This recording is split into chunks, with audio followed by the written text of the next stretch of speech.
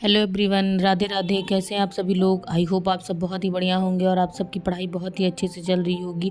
आप सभी मन लगाकर अपना टारगेट कंप्लीट कर रहे होंगे। सो गाइज, आज है हमारा day 16 of UPSI preparation and pet preparation. अब धीरे धीरे पेट की टाइम नज़दीक आ रहा है, तो आप सब लोग बहुत अच्छे से लग गए होंगे अपनी पढ़ाई में। जो लोगों ने नहीं शुरू किया होगा वो शुरू कर चुके होंगे अपनी पढ़ाई, क्योंकि पेपर की डेट बहुत ही जल्द आने वाली है और लगभग आ ही चुकी है। बस अब समझ लीजिए, आप अपने बस लक्ष्य पर फोकस करिए, अपना टारगेट कंप्लीट करिए। आपका पहला काम होना चाहिए अपना सिलेबस कंप्लीट करना, फिर उसके बाद उसका मल्टीपल रिवीजन, मॉक टेस्ट देना। इसलिए आपको फटाफट अपना सबसे पहले सिलेबस कंप्लीट करने लेना है। तो हम अपना 51 डे चैलेंज पर चल रहे हैं, जिसमें हमारा आज पूरा 15 डे अच्छे से कंप्लीट हो चुका है। हम 16 डे पे पहुंच चुके हैं और मैंने आपको बताया था कि हम ग्राफ की प्रैक्टिस कर रहे हैं, क्योंकि ग्राफ सबसे ज़्यादा पूछा जाता है पेट में। 10 क्वेश्चन आते हैं ग्राफ के, तो ग्राफ को अच्छे से कर लेना आप बहुत इंपॉर्टेंट है। पर डे आप 2 ग्राफ रखिए, आपका ग्राफ पूरा कंप्लीट हो जाएगा। सो गाइज, आज का हमारा मेन मोटिव ये है कि चीज़ों को रिवीजन कैसे करना है।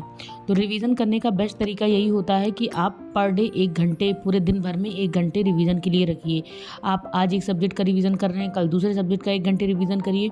तो रिवीजन करना मस्ट होता है। जितना ज़रूरी है आपका आगे पढ़ना, उतना ही ज़रूरी होता है पीछे का रिवीजन करना।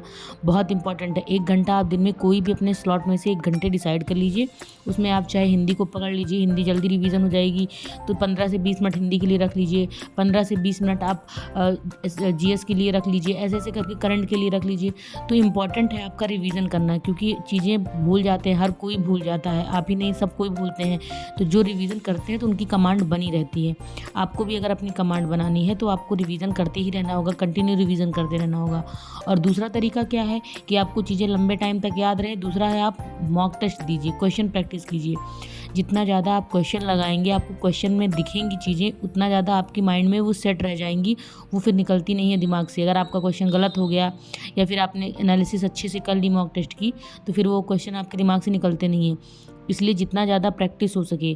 तो क्या होता है, अगर आपने बैच ली है, नहीं भी ली है, तो सर क्वेश्चन मैथ में करवाते ही हैं, जीएस उसमें रीजनिंग में करवाते हैं। उसके साथ साथ आप अदर 20 क्वेश्चन, 25 क्वेश्चन ले लीजिए, या जितना आपसे बन पड़ता है, जितनी आपकी क्षमता हो उस हिसाब से क्वेश्चन करिए। जो चैप्टर आपका कमांड ज़्यादा अच्छे से है उसको थोड़ा ज़्यादा क्वेश्चन कर लीजिए, जिस पे कमांड कम है उसका थोड़ा क्वेश्चन करिए, 10 ही 15 क्वेश्चन करिए। तो ऐसे ऐसे करके आप देखेंगे कि आपका पूरा सिलेबस भी कंप्लीट हो जाएगा, आपका रिवीजन भी हो जाएगा, आप मॉक टेस्ट भी दे लेंगे। तो यही 3 पैटर्न, यही 3 तरीका आपको हर एग्ज़ाम में फॉलो करना होता है, और मोस्टली आपको सबको यही बताता है। तो अच्छे से पढ़िए मन लगाकर। मिलते हैं नेक्स्ट वीडियो में। Bye bye, take care.